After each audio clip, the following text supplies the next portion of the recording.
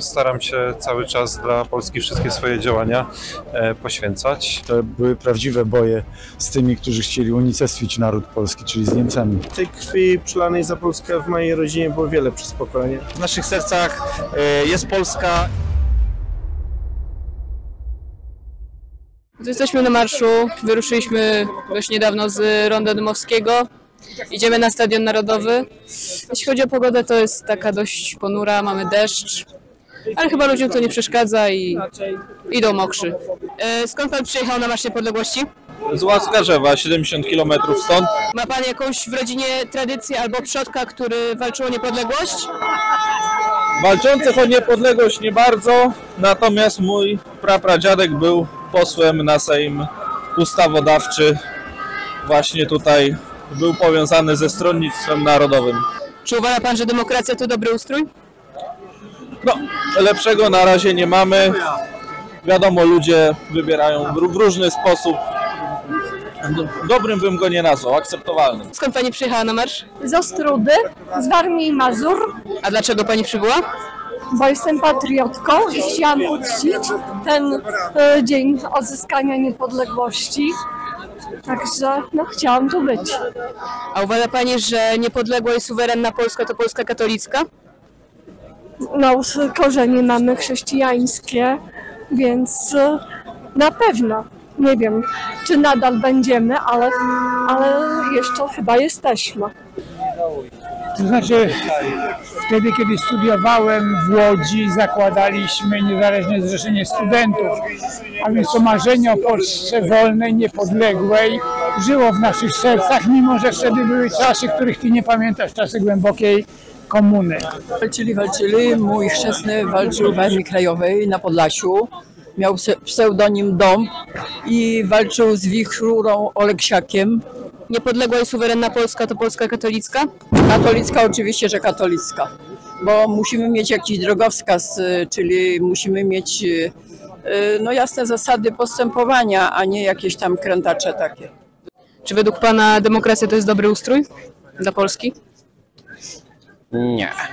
Cytując tutaj Arystotelesa, tak, tu Arystoteles powiedział, że demokracja to najgorszy ustrój, jaki istnieje, ale nikt nie wymyślił lepszego, tak?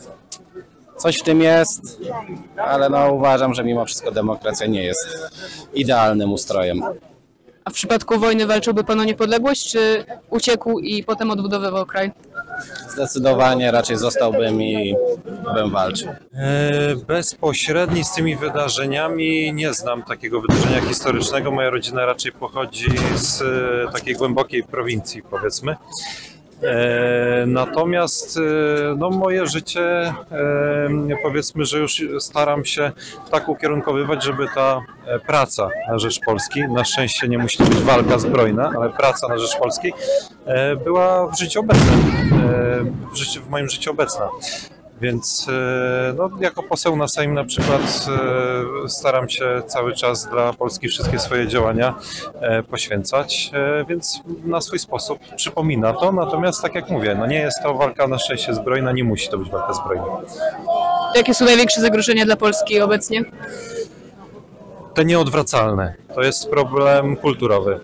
Czyli ta rewolucja kulturowa, która teraz ma miejsce, to z niej będzie wynikać bardzo dużo negatywnych innych konsekwencji i będzie się to przekładać na wszystkie inne obszary życia. Czy według pana Polska powinna należeć do Unii Europejskiej? Teoretycznie nie powinna, ale już teraz jest, po takim długim czasie ciężko by było tak też wejść łatwo. To jest już cięższy temat, tak? Po 20 iluś latach. Oczywiście uważam, że nie powinna, ale też trzeba się zastanowić, jak wyjść. Czasem łatwo jest powiedzieć, że powinna wyjść, a bez przygotowania jakiegokolwiek, to może się okazać bardzo trudne. Ale tutaj jest kwestia, nie powinna wejść, ale jak już jest, to teraz ciężko by było wyjść. Mam w rodzinie tradycję walki o niepodległość. Mój dziadek był więźniem obozów, między innymi więźniem Oświęcimia.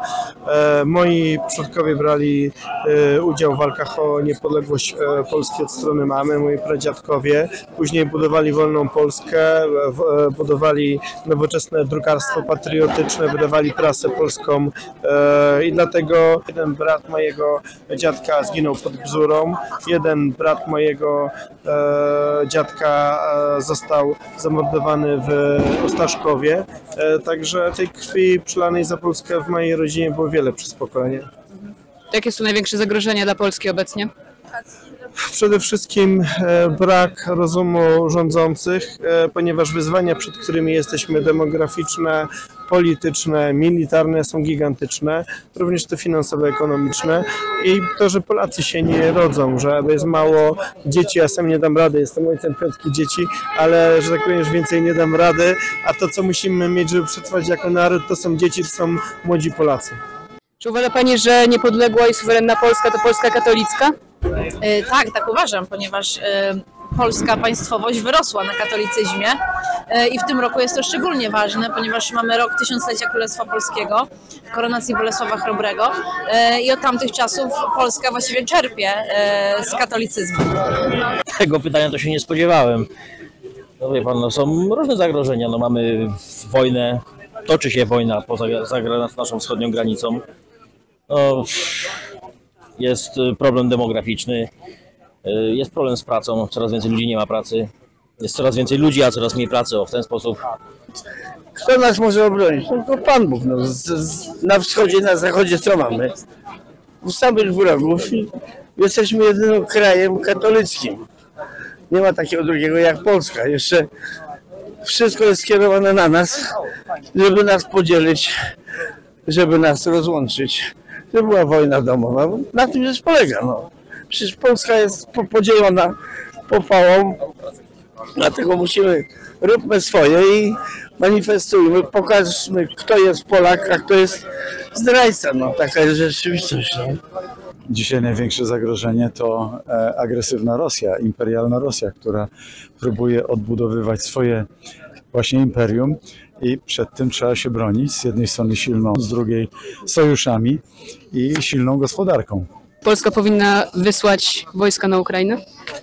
Nie powinna, ponieważ Polska musi bronić siebie przede wszystkim i poprzez to broni też wschodniej flanki, wschodniej części Unii Europejskiej, wschodniej części NATO, poprzez obecność naszych wojsk na granicy z Białorusią, poprzez obecność naszych wojsk na Przesmyku Suwalskim i obsługę hubu transportowego w Jasionce. Jakie ma Pan i może Pana rodzina tradycje walki o niepodległość?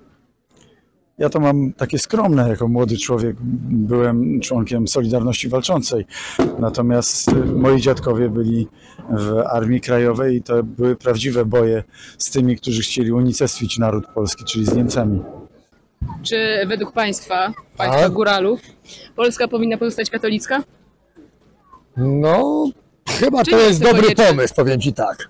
Chyba to jest dobry nurt i dobry pomysł, bo bez tej wiary to się syćko sypie trochę, wiesz, to tak jak w życiu, wiesz. Jak już brakuje jakiejś opatrzności, brakuje tej wiary w Pana Boga, to potem już się suko jakiegoś, jak nie jogi, to jakiego tam innego jiu-jitsu i się wszystko rozwala trochę, wiesz. To jest bardzo ważne. Element wiary jest w życiu człowieka bardzo ważny. To jest moje zdanie. Oczywiście może się ktoś z tym nie zgodzić, ale to jest moje. Jędrzka Sochołowa.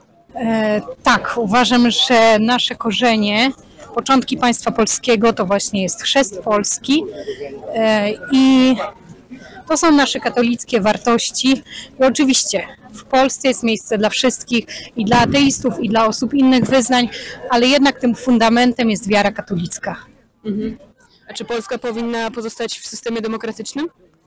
To jest takie pytanie, no nie wiemy, co będzie w przyszłości, tak? Jak na razie ten system demokratyczny jakoś tam się sprawdza w Europie, gdzieś lepiej, gdzieś gorzej, no pozostać w systemie demokratycznym. Według premiera, my teraz mamy demokrację walczącą, więc czy my nadal jesteśmy w ogóle w systemie demokratycznym, czy jesteśmy w systemie demokracji walczącej? Dziękuję bardzo. Proszę bardzo. Doszliśmy na boję Stadionu Narodowego. I tutaj jest koncert. No i koniec marszu. Największe zagrożenie dla Polski. Zagrożeń jest dużo, obecnie moim zdaniem poza oczywiście militarnym ze strony Rosji, mam nadzieję, że się nie zmaterializuje, to największym zagrożeniem jest chyba słaba demografia, bo słaba demografia zachęca do masowej imigracji, a masowa imigracja to gwarantowane problemy. Co to za organizacja? My jesteśmy klubem motocyklowym katolickim. Naszym patronem jest Andrzej Bowola. Nazywamy się Łowcy Dusz, żeby było śmiesznie. No, ma to związek z naszym patronem. No i tutaj przyjechaliśmy pokazać swoją i wiarę, i swój patriotyzm. I wesprzeć tutaj wszystkich na marszu. Nie? A dlaczego warto wspierać Marsz Niepodległości? Dlatego, że to jest praktycznie takie jedyne wydarzenie w ciągu roku w Polsce, które pokazuje, że w naszych sercach jest Polska i jest to dla nas bardzo ważne. I to jest nawet w skali, można powiedzieć, no, światowej jedno z nielicznych takich wydarzeń, gdzie jest nas tak bardzo dużo, dużo patriotów, Polacy się jednoczą. My mamy teraz problem w tym, żeby się zjednoczyć. My się powinni zjednoczyć. Wszyscy, którym Polska leży na sercu, powinni się naprawdę zjednoczyć. To jest takie miejsce, gdzie możemy się zjednoczyć. Dziękuję bardzo.